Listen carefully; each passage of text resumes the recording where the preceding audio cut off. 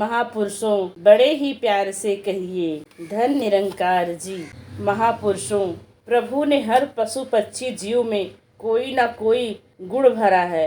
तोते में भी रटन का विशेष गुण है। इसको जो बात सिखलाई जाए वही कहना नहीं भूलता। एक बार की बात है, एक व्यक्ति ने एक तोता पाल रखा था। उसको तोते से बहुत प्यार था, पर उसका प्यार स्वार्थ पर निर्भर नहीं था। एक बार उसने सोचा कि हर पक्षी आजाद हवा में उड़ता है, क्यों ना मेरा तोता भी उड़े। उसने तोते को पिंजरे की कैद से मुक्त करना चाहा, पर एकदम उसे ध्यान आया कि कहीं ऐसा ना हो कि इसे मैं तो छोड़ दूं, पर कोई शिकारी इसे पकड़ ले। उसने सोचा कि क्यों ना मैं इसे इतना निपुण कर दूं कि यह और इसके बाकी साथी कभी भी किसी शिकारी के चुंगल में ना फंस सके। उसने अपने तोते को याद करवाया, शिकारी आएगा, जाल बिछाएगा, दाना डालेगा, हमको फंसाना चाहेगा, पर हम नहीं फंसेंगे। कुछ दिन की सिखलाई के बाद जब तोते को यह बात अच्छी तरह याद हो गई कि तो उस आदमी ने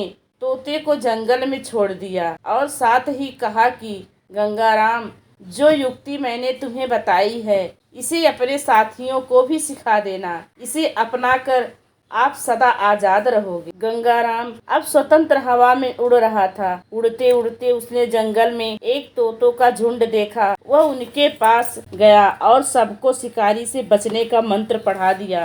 अब सभी तोते प्रतिदिन यही पढ़ते, शिकारी आएगा, जाल बिछाएगा, दाना डालेगा, हमको फंसाना चाहेगा, पर हम नहीं फंसेंगे। एक दिन उस जंगल में एक शिकारी आया। उसने तोतों का झुंड देखा तो बहुत प्रसन्न हुआ, पर जब थोड़ी दूर से उसने उनकी आवाजें सुनी कि शिकारी आएगा, जाल बिछाएगा, दाना डालेगा, हमको फंसाना चाहेगा, पर हम नहीं फंसेंगे, तो वह निराश हो गया। वह सोचने लगा कि इन तोतों को तो मेरी योजना का पहले ही ज्ञान है, यह मेरे जाल में फंसने वाले नहीं। वह वापस जाने लगा तो उसने एकदम ध्यान आया कि तोतों को तो रटन प्रसिद्ध है, हो सकता है यह तोते भी इस बचाव विधि का केवल रटन ही कर रहे हों। यह सोचकर उसने जाल बिछाया और उसमें दाना डाल दिया। उसके दाना डालने की देर थी कि सभी तोते उसके जाल में आ गए। शिकारी ने जाल समेटा और सभी तोतों को इकट्ठा कर